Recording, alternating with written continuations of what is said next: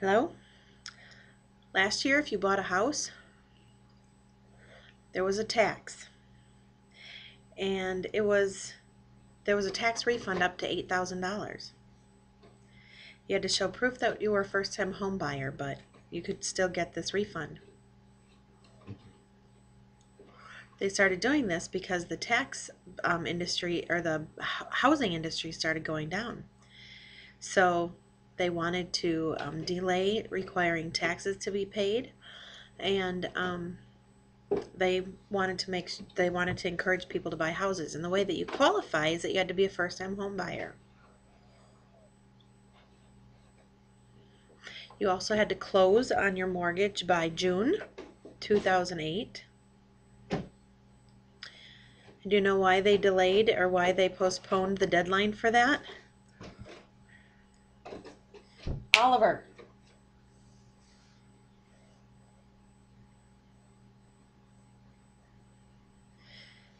Because everybody wasn't able to access the funds the way that they thought they were going to be able to. So they postponed the deadline on that.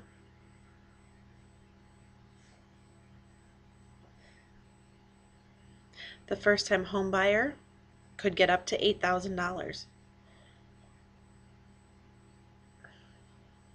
But the requirement there was that you had not owned a house in 3 full years. And then you also have to live in the house and own it for 5 years after you purchase it. So about 2000, oh, excuse me, interpreter error. If you bought it in like 2002, but then you hadn't owned a home, then you would qualify. Do you know how much credit you could get? It was up to 8,000. Oh, up to 8,000 and under. So that's up to 10%. So like 225,000, you could still, it was about that. It was like the maximum was 8,000.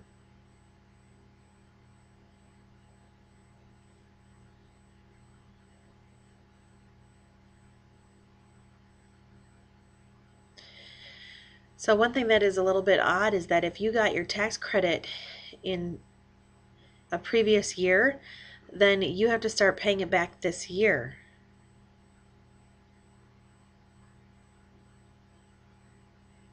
So for instance, if you got that tax credit in 2008, then this year, 2010, you need to start paying it back. Yeah, that's in 2008, the credit was only 7,500 and you had to pay it back. That was the agreement. For 15 years you had to pay it back. But then in 2008 they decided that it would be different and it could be up to 8,000, and then you didn't have to pay it back if you lived in the home for 5 years. But the previous 3 years, the people who were receiving that credit have to pay them back. Have to pay back that credit to the government.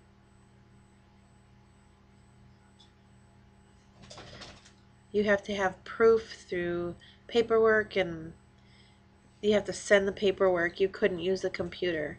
And the reason is that last year there was a lot of people, quite a few people who were trying to get that tax credit for places where they really didn't live, and there was just a lot of fraud happening.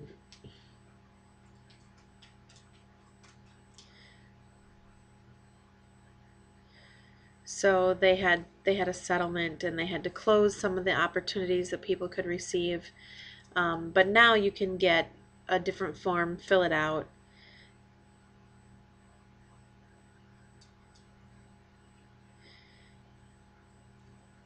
There's also a form that you need to prove that you're living in the house called a certificate of occupancy.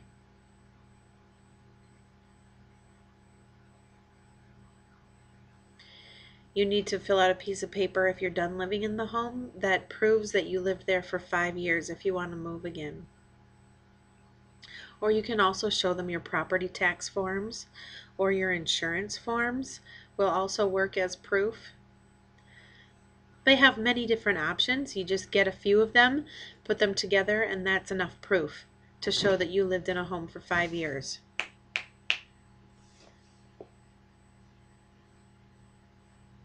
So you just collect all those things, mail it in about 2 weeks. It's pretty easy.